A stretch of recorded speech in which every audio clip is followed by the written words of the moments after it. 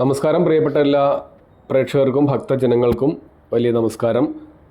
ഗുരുവായൂർ മുനിസിപ്പാലിറ്റിയുമായി ബന്ധപ്പെട്ടിട്ടുള്ള മനോഹരമായ ചില ദൃശ്യങ്ങൾ, ചില കാര്യങ്ങൾ നിങ്ങളിലേക്ക് എത്തിക്കാനാണ് ഈ ഒരു വീഡിയോ ഇപ്പോൾ ഇവിടെ പോസ്റ്റ് ചെയ്തിരിക്കുന്നത്. നമുക്ക് കിട്ടിയ ഒരു വീഡിയോയാണ്. ഈ വീഡിയോയിൽ പറയുന്നത് പ്രകാരം നിങ്ങൾ ശ്രദ്ധിക്കുക. ഒരു 2 പട്ടികളും 7-8 കുഞ്ഞുങ്ങളുമായി അലഞ്ഞു നടക്കുന്ന ഒരു കാഴ്ചയാണ്. കാണുമ്പോൾ വളരെ മനോഹരമാണെന്ന് ചിലപ്പോൾ തോന്നാം, ചിലപ്പോൾ ഇതിനെന്താണ് കുഴപ്പമെന്ന് തോന്നാം. എന്നാൽ ഇതിലെ ഒരു ഭീകരാവസ്ഥ എന്താണെന്ന് വെച്ചാൽ, ഈ തെരുവ് പട്ടികളുടെ ശല്യം എല്ലാ സ്ഥലങ്ങളിലും ഉണ്ട്. അതുപോലെ തന്നെ ഗുരുവായൂരിലും അതിരൂക്ഷമാണ്. ഗുരുവായൂരിൽ അതിന് പ്രത്യേകതയുണ്ട്. കാരണം ഭക്തജനങ്ങൾ ലക്ഷക്കണക്കിന് ഒരു മാസം ഭക്തജനങ്ങൾ ടോട്ടൽ നോക്കുമ്പോൾ വന്നു പോകുന്ന സമയമാണ്. ശബരിമല സീസണാണ്. ഈ സീസണിൽ പോലും ഈ കഴിഞ്ഞ ദിവസത്തെ 2-3 ദിവസം മുൻപുള്ള ഒരു ദൃശ്യമാണ് ഈ നിങ്ങൾക്ക് ഇടയിലേക്ക് എത്തിച്ചിരിക്കുന്നത്. വളരെ കഷ്ടം തോന്നി. കാരണം ഇത്രയും ആളുകൾ ജനപ്രതിനിധികളായി തിരഞ്ഞെടുപ്പിനെ വരെ നേരിടുന്ന ഈ ഒരു സാഹചര്യം, കേരളത്തിലെ ഏറ്റവും അടിത്തട്ടിലേക്ക് പോയിട്ടുള്ള തിരഞ്ഞെടുപ്പ്, തദ്ദേശ തിരഞ്ഞെടുപ്പ്, ഈ ഒരു സാഹചര്യത്തിൽ പോലും ഒരു ഉളുപ്പുമില്ലാതെ, ഇതിന് പോലും ഒരു മാറ്റം വരുത്താതെ എന്ത് ചെയ്യും എന്ന് തിരിച്ച് ജനങ്ങളോട് ചോദിച്ചിട്ട് കാര്യമില്ല. ചെയ്യാനുള്ള പോംവഴികൾ കണ്ടെത്തണം. അതിനാണല്ലോ നമ്മൾ ഓരോരുത്തരെയും ജയിപ്പിച്ച് വിടുന്ന ഒരു സർക്കാർ തലത്തിൽ സംവിധാനം ഉണ്ടാക്കുന്നത്.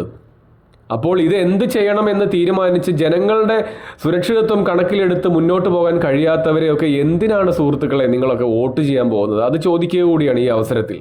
എത്ര പേരാണ് ഇത് കണ്ടിട്ട് ഓടിപ്പോകുന്നത് എന്നാണ് ഇത് അയച്ചവർ പറയുന്നത്. വണ്ടിയിൽ പോകുന്നവരൊക്കെ പേടിച്ച് നിർത്തിയിട്ട് ഓരോ കല്ലെടുത്ത് ഇവരെ എറിഞ്ഞ്, കുട്ടികളാണ്, എന്താ ചെയ്യാന്നറിയില്ല, പട്ടിക്കുട്ടികൾ എങ്ങനെ റിയാക്ട് ചെയ്യുമെന്ന് തീരെ പറയാൻ പറ്റില്ല. അത്രയും ഭയത്തോടു കൂടി ആളുകൾ കടന്നു പോകുമ്പോഴും എല്ലാവരും തെരഞ്ഞെടുപ്പിൻ്റെ ആവേശത്തിലാണ്. ജനങ്ങളുടെ സുരക്ഷയൊന്നും ആർക്കും വിഷയമല്ല. ഒരു കുട്ടിക്കോ അതല്ലെങ്കിൽ പ്രായമായ ഒരാൾക്കോ ഒരു കടിയേറ്റു എന്ന് വിചാരിക്കുക, എന്തൊക്കെ പുകിലായിരിക്കും. അപ്പോഴൊക്കെ ഈ ജനങ്ങളും ഇളകുള്ളൂ. ജനങ്ങൾക്കും അപ്പോഴേ ഇളകാൻ കഴിയൂ. ജനങ്ങൾക്ക് വേണമെങ്കിൽ അതാത് സ്ഥലങ്ങളിലെ രാഷ്ട്രീയക്കാരെ അല്ലെങ്കിൽ ബന്ധപ്പെട്ട ഉദ്യോഗസ്ഥരെയൊക്കെ സ്വാധീനിക്കാൻ, അല്ലെങ്കിൽ നിരന്തരമായിട്ട് അവരോട് സംസാരിച്ച് വേണമെങ്കിൽ ഒരു സമരം തന്നെ നടത്തിയിട്ട് ഇതൊക്കെ ഇല്ലാതാക്കാൻ പറ്റും. പക്ഷേ ആർക്കും അതിന് നേരമില്ല, ആർക്കും അതിന് കഴിയില്ല. നിങ്ങൾ ചിലപ്പോൾ ഈ ചോദ്യം നമ്മളോട് തിരിച്ചു ചോദിക്കും. പക്ഷെ നമ്മുടെ ജോലി ഇത് ജനങ്ങളിലേക്ക് എത്തിക്കുക എന്നുള്ളതാണ്. എത്രയോ ജനങ്ങൾ ഓരോ ദിവസം ഈ ഗുരുവായൂർ വഴി നടന്നു പോകുന്നു. ഗുരുവായൂരിലെ 1 കിലോമീറ്റർ ചുറ്റളവിലെ ദൃശ്യങ്ങളാണ് നിങ്ങളെ ഈ കാണിച്ചിട്ടുള്ളത്. അപ്പോൾ ആലോചിച്ച് നോക്കൂ, എന്ത് സുരക്ഷിതത്വമാണ് ജനങ്ങൾക്കുള്ളത്?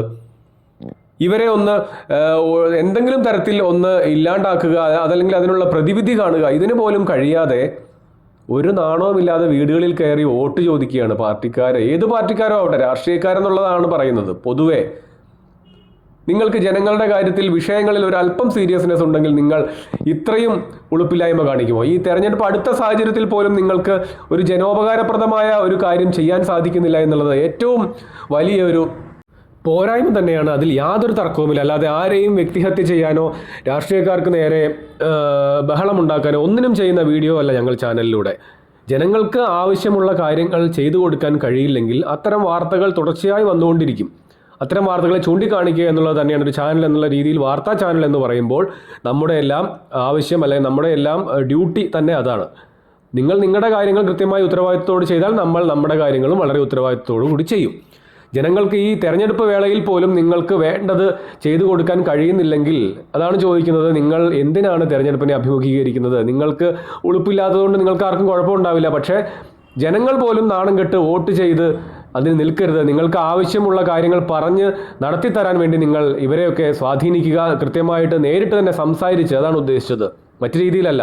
ഇവരോട് പറഞ്ഞ് സ്വാധീനിച്ച് ഇവരെ കൊണ്ട് നിങ്ങളുടെ ആവശ്യങ്ങൾ ചെയ്യാൻ നിങ്ങളുടെ ഭാഗത്തുനിന്നും കൂടിയുള്ള ഒരു ഊർജ്ജസ്വലമായ പ്രവർത്തനങ്ങൾ, ഉത്തരവാദിത്തോടു കൂടിയുള്ള പ്രവർത്തനങ്ങൾ ഉണ്ടാകണം. എന്നാലേ അവർക്കും ഇത് ചെയ്തു തരാൻ പറ്റൂ. നമ്മൾ കരയുന്ന കുഞ്ഞിനെ പാലുള്ളൂ എന്ന് പറയുന്ന പോലെ ജനങ്ങൾ കരയാതിരുന്നാൽ ഒന്നും കിട്ടില്ല. അവർ പരമാവധി ഫണ്ടെല്ലാം പോക്കറ്റിലാക്കി അവരവരുടെ വഴിക്ക് പോകും. എന്നിട്ട് ഇതുപോലെ ഉളുപ്പില്ലാതെ തെരഞ്ഞെടുപ്പിനെ നേരിടും. അപ്പോൾ നിങ്ങൾക്ക് ആവശ്യമുള്ള ചോദിച്ചു വാങ്ങുക.